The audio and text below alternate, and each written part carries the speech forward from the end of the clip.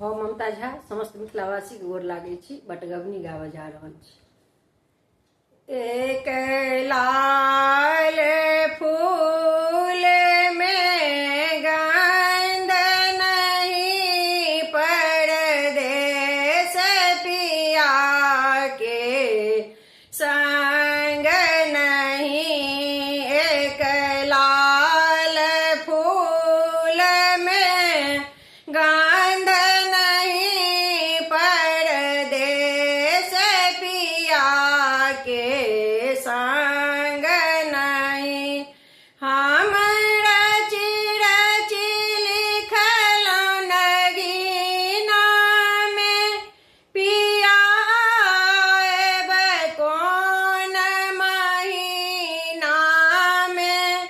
हम रची रची लिखलौं नगीना में पिया आएब कौन महीना में। धनी कथी ले लिखै छी नगीना में। हम आएब सावन महीना में। धनी कथी ले लिखै छी नगीना में। हम आएब सावन महीना में। एक लाल फूल में गंध नहीं परदेस पिया के संग नहीं। हम रची रची लिखलौं साड़ी में पिया आएब कौन गाड़ी में।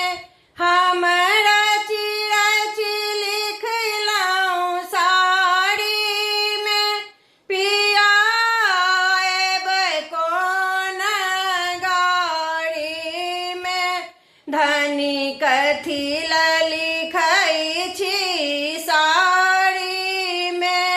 हम आएब जनता गाड़ी में। धनी कथी ले लिखै छी साड़ी में। हम आएब जनता गाड़ी में। एक लाल फूल में गंध नहीं परदेस पिया के संग नहीं। एक लाल फूल में गंध नहीं परदेस पिया के संग नहीं।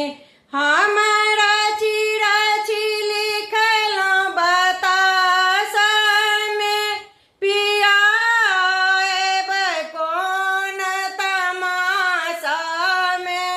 हम रची रची लिखलौं बतासा में पिया आएब कौन तमाशा में। धनी कथी ले